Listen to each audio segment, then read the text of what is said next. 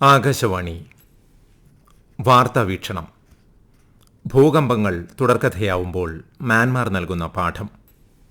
തയ്യാറാക്കിയത് വി ശ്രീജിത്ത്, മാധ്യമപ്രവർത്തകൻ, തിരുവനന്തപുരം. അവതരണം ഉദയൻ കിളിയന്നൂർ.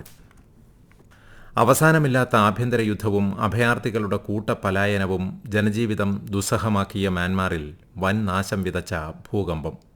കഴിഞ്ഞ വെള്ളിയാഴ്ച ഉച്ചയ്ക്ക് 12:50 മ്യാൻമാറിനെ പിടിച്ചുകുലുക്കിയ ഭൂകമ്പമുണ്ടായത്. റിക്ടർ സ്കെയിലിൽ 7.7 തീവ്രത രേഖപ്പെടുത്തിയ ഭൂകമ്പത്തിന്റെ പ്രഭവ കേന്ദ്രം സാഗയിങ് നഗരത്തിന് സമീപത്തായിരുന്നു. പിന്നാലെ 6.4 തീവ്രത രേഖപ്പെടുത്തി മറ്റൊരു ഭൂകമ്പം രാജ്യത്തെ രണ്ടാമത്തെ വലിയ നഗരമായ മാൻഡലയിലും ഉണ്ടായി. പിന്നീട് 10 മണിക്കൂറിന്റെ ഇടവേളയിൽ 15ഓളം ഭൂകമ്പങ്ങളാണ് രാജ്യത്തിന്റെ വിവിധ ഭാഗങ്ങളിലായി ഉണ്ടായതെന്ന് United States geological survey report ചെയ്തു. 1912 മാൻഡലയിലുണ്ടായ 8 തുടർച്ചയായ ഭൂകമ്പത്തിനു ശേഷം ഏറ്റവും പ്രഹരമേറിയ രണ്ടാമത്തെ ഭൂകമ്പമാണ് വെള്ളിയാഴ്ച മ്യാൻമാറിലുണ്ടായത്. ശനിയാഴ്ചയും ഞായറാഴ്ചയും തുടർ ഭൂചലനങ്ങളുമുണ്ടായി. മ്യാൻമാറിനൊപ്പം തായ്ലൻഡിലും ഭൂകമ്പമുണ്ടായത് നാശനഷ്ടങ്ങൾ ഇരട്ടിയാക്കി. തായ്ലൻഡിന്റെ തലസ്ഥാനമായ ബാങ്കോക്കിൽ നിരവധി കെട്ടിടങ്ങൾ തകർന്നു വീണു. ഇന്ത്യ, ബംഗ്ലാദേശ്, ചൈന എന്നിവിടങ്ങളിലും ഭൂകമ്പത്തിന്റെ പ്രകമ്പനങ്ങളുണ്ടായി. ഇന്ത്യയിൽ മണിപ്പൂർ, മേഘാലയ, പശ്ചിമ ബംഗാൾ എന്നീ സംസ്ഥാനങ്ങളിലാണ് നേരിയ തോതിൽ ഭൂചലനമുണ്ടായത്. മരണസംഖ്യ 10,000 കടക്കുമെന്നാണ് സന്നദ്ധ സംഘടനകൾ പറയുന്നത്. തായ്ലൻഡിൽ ഭൂകമ്പത്തിൽ 23 പേർ മരിച്ചതായും 49 പേർക്ക് പരിക്കേറ്റതായും 50-ലേറെ പേരെ കാണാതായതായും വാർത്താ ഏജൻസി റിപ്പോർട്ട് ചെയ്തു. ഭൂകമ്പത്തെ തുടർന്ന് മ്യാൻമാറിലെ ചില മേഖലകളിൽ സൈനിക ഭരണകൂടം അടിയന്തരാവസ്ഥ പ്രഖ്യാപിച്ചു. മാൻഡലയിൽ ഉൾപ്പെടെയുള്ള നഗരങ്ങളും സമീപ ഗ്രാമങ്ങളും ഭൂകമ്പത്തിൽ തകർന്നടിഞ്ഞു. ബഹുനില കെട്ടിടങ്ങളും വീടുകളും റോഡുകളും പാലങ്ങളും നാമാവശേഷമായി. ഗതാഗത മാർഗങ്ങളെല്ലാം തടസ്സപ്പെട്ടു. ജലവിതരണം, വൈദ്യുതി, ആശുപത്രി സേവനം എന്നിവ ഭാഗികമായോ ചില മേഖലകളിൽ പൂർണ്ണമായോ ഇല്ലാതായി. മരിച്ചവരെ കണ്ടെത്താനും കാണാതായവരെ തേടിപ്പിടിക്കാനുമായി ജനങ്ങൾ തെരുവിലിറങ്ങി അലമുറയിടുന്നത് കരളലിയിപ്പിക്കുന്ന കാഴ്ചയായി മാറി. ദുരന്തമുണ്ടായതിനു പിന്നാലെ രാജ്യത്തെ സൈനിക ഭരണകൂടവും അവർക്കെതിരെ പോരാടുന്ന പ്രതിപക്ഷ പ്രതിരോധ സേനയും രക്ഷാപ്രവർത്തനത്തിന് രംഗത്തെത്തി. ഇതോടൊപ്പം ദുരന്ത മേഖലയിൽ വിദേശ രാജ്യങ്ങളുടെയും ഐക്യരാഷ്ട്ര സംഘടനാ ഏജൻസിയായ UNHCRന്റെയും നേതൃത്വത്തിലുള്ള രക്ഷാപ്രവർത്തനം പുരോഗമിക്കുകയാണ്. ഭൂകമ്പം വ്യാപകവും കൊടിയതുമായ നാശനഷ്ടങ്ങൾക്ക് ഹേതുവായതോടെ India, Russia, China, Singapore, Thailand, ദക്ഷിണ കൊറിയ, മലേഷ്യ എന്നിവിടങ്ങളിൽ നിന്ന് മ്യാൻമാറിന് സഹായഹസ്തം നീട്ടി. ഓപ്പറേഷൻ ബ്രഹ്മ എന്ന പേരിലാണ് ഇന്ത്യ രക്ഷാപ്രവർത്തനം ഏകോപിപ്പിക്കുന്നത്. കടൽ, കര, വായുമാർഗം ദേശീയ ദുരന്ത നിവാരണ സേന, നാവികസേന എന്നിവയുടെ പ്രത്യേക സംഘങ്ങളെ മ്യാൻമാറിലേക്ക് അയച്ച ഇന്ത്യ അടിയന്തര ദുരിതാശ്വാസത്തിനായി 15 ടൺ ഭക്ഷ്യധാന്യങ്ങളും കയറ്റി അയച്ചു. ദുരിതാശ്വാസ പ്രവർത്തനങ്ങൾക്കുള്ള സാമഗ്രികൾ, കൂടാരങ്ങൾ, തുണികൾ, പുതപ്പുകൾ, മരുന്ന്, സൗരോർജ്ജ വിളക്കുകൾ, ഭക്ഷ്യോൽപ്പന്നങ്ങൾ എന്നിവയും ഇന്ത്യ ഇതിനകം മ്യാൻമാറിലെത്തിച്ചിട്ടുണ്ട്. ദുരന്ത നിവാരണ സേനയുടെ 80-അംഗ സംഘം 40 ടൺ ദുരിതാശ്വാസ സാമഗ്രികളുമായി INS സത്പുത്ര, INS സാവിത്രി എന്നീ നാവികസേനാ കപ്പലുകൾ എന്നിവയും മ്യാൻമാറിലെത്തി. ദുരന്തമുണ്ടായതിനു പിന്നാലെ പ്രധാനമന്ത്രി നരേന്ദ്രമോദി മ്യാൻമാർ സൈനിക സർക്കാർ മേധാവിയുമായി ടെലിഫോൺ സംഭാഷണം നടത്തി. ദുരന്തത്തിൽ അനുശോചിച്ച പ്രധാനമന്ത്രി നരേന്ദ്രമോദി രക്ഷാപ്രവർത്തനത്തിലും പുനരധിവാസത്തിലും ഇന്ത്യയുടെ സഹായം മ്യാൻമാറിന് വാഗ്ദാനം ചെയ്യുകയുണ്ടായി. റഷ്യയും ചൈനയും രക്ഷാപ്രവർത്തകരെയും അവശ്യവസ്തുക്കളും സാമ്പത്തിക സഹായവും നൽകിയപ്പോൾ ദക്ഷിണ കൊറിയ $2 കോടി ജീവകാരുണ്യ സഹായം പ്രഖ്യാപിച്ചു. അമേരിക്കയും മ്യാൻമാറിന് സഹായം വാഗ്ദാനം ചെയ്തിട്ടുണ്ട്. എന്നാൽ രാജ്യത്തിന്റെ പല ഭാഗത്തും റോഡ്, പാലം തുടങ്ങിയ അടിസ്ഥാന സൗകര്യങ്ങൾ തകർന്നതിൽ പ്രതീക്ഷിച്ച വേഗത്തിൽ ദൗത്യസംഘത്തിന് ദുരന്ത മേഖലകളിൽ എത്തിച്ചേരാനായില്ല. ഇത് രക്ഷാപ്രവർത്തനം കൂടുതൽ വൈകാനിടയാക്കി. രക്ഷാപ്രവർത്തനം വൈകുന്നത് പകർച്ചവ്യാധി ഉൾപ്പെടെ പകരാനിടയാക്കുമെന്ന് റെഡ് ക്രോസ് മുന്നറിയിപ്പ് നൽകിയിട്ടുണ്ട്.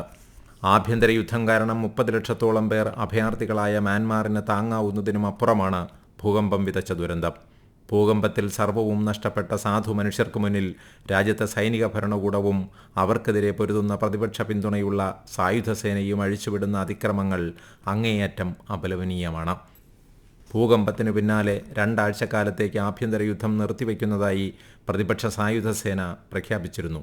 എന്നാൽ സൈനിക ഭരണകൂടം വിമത കേന്ദ്രങ്ങളിലേക്കുള്ള വ്യോമാക്രമണം പതിവ് പോലെ കഴിഞ്ഞ ദിവസവും തുടർന്നു. ഇതുകാരണം ഭൂകമ്പബാധിത മേഖലയിൽ രക്ഷാപ്രവർത്തനം കടുത്ത പ്രതിസന്ധിയിലായി. 2021 ആങ് സാൻ സൂചിയുടെ നേതൃത്വത്തിലുള്ള ജനാധിപത്യ സർക്കാരിനെ അട്ടിമറിയിലൂടെ പുറത്താക്കിയാണ് പട്ടാള ഭരണകൂടം അധികാരം പിടിച്ചെടുത്തത്. തുടർന്നിങ്ങോട്ട് വിവിധ പ്രതിപക്ഷ പാർട്ടികളും മറ്റ് സംഘടനകളും സൈനിക ഭരണകൂടത്തിനെതിരെ നിരന്തരം ഏറ്റുമുട്ടലിലാണ്. രക്ഷാപ്രവർത്തനത്തിന് അന്താരാഷ്ട്ര സഹായം തേടിയതും അത് ഏകോപിപ്പിക്കുന്നതും നാഷണൽ യൂണിറ്റി ഗവൺമെൻറ് അധികൃതരാണ്. പ്രതിപക്ഷ പിന്തുണയുള്ള ജനകീയ പ്രതിരോധ സേനയോട് രക്ഷാപ്രവർത്തനത്തിന് സജീവമായി രംഗത്തിറങ്ങാൻ ബദൽ സർക്കാർ നിർദ്ദേശിച്ചിട്ടുമുണ്ട്. ലോകത്തിലെ ഏറ്റവും ഭൂകമ്പ സാധ്യതയുള്ള ഭൂപ്രദേശമായാണ് ശാസ്ത്രലോകം മ്യാൻമാറിനെ കാണുന്നത്. 2012-ലും 2016-ലും മ്യാൻമാർ ശക്തമായ ഭൂകമ്പത്തെ നേരിട്ടിട്ടുണ്ട്. ലോകത്താകെ കഴിഞ്ഞ ദശാബ്ദം ഭൂകമ്പങ്ങളുടെ നിരക്ക് കൂടിയതാണ് അന്തർദേശീയ നിലവാരത്തിലുള്ള ഭൗമ പഠന ഗവേഷണ കേന്ദ്രങ്ങൾ പറയുന്നത്. ഇന്ത്യയും ഭൂകമ്പ സാധ്യത കൂടുതലുള്ള മേഖലകൾ ഉൾക്കൊള്ളുന്ന ഭൂമേഖലയാണ്. അടിക്കടി ചെറുതെങ്കിലും ഭൂകമ്പങ്ങൾ രാജ്യത്തെ അലട്ടുന്നുണ്ട്. താരതമ്യേന ഭൂകമ്പ സാധ്യത വളരെ കുറവുള്ള മേഖലയായാണ് സോൺ 2 പെടുന്നത്. രാജ്യത്തെ 41% വരുന്ന സ്ഥലങ്ങളും ഈ സോണിലാണ്. ഇടത്തരം നാശനഷ്ടങ്ങൾക്കിടയാക്കുന്ന ഭൂകമ്പ സാധ്യതയുള്ള മേഖലയാണ് സോൺ 3. 30% സ്ഥലങ്ങളും ഈ സോണിൽ ഉൾപ്പെടുന്നു. എന്നാൽ ഉയർന്ന നാശനഷ്ടങ്ങൾക്ക് കാരണമായേക്കാവുന്ന ഭൂകമ്പ സാധ്യതാ മേഖലയാണ് സോൺ 4-ൽ ഉൾപ്പെടുന്നത്. രാജ്യത്തിൻ്റെ മൊത്തം വിസ്തൃതിയുടെ 18% സ്ഥലവും ഈ അപകട സാധ്യതാ മേഖലയിലാണ്. ഉയർന്ന ഭൂകമ്പ സാധ്യതയുള്ള സോൺ 5-ൽ രാജ്യത്തെ ഏകദേശം 11% സ്ഥലങ്ങളും ഉൾപ്പെടുന്നുണ്ട്. ഭൗമശാസ്ത്ര പഠനങ്ങളിലും ഭൂകമ്പങ്ങളുണ്ടായ അനുഭവങ്ങളുടെ അടിസ്ഥാനത്തിലും ഹിമാലയൻ പർവ്വതനിരകളിലും വടക്ക് കിഴക്കൻ സംസ്ഥാനങ്ങളിലുമാണ് അതിതീവ്ര ഭൂകമ്പ സാധ്യതാ മേഖലകൾ. ഇവിടെ റിക്ടർ സ്കെയിലിൽ 8.0 തീവ്രത വരെയുള്ള ഭൂകമ്പം ഉണ്ടായേക്കാമെന്നാണ് നിഗമനം.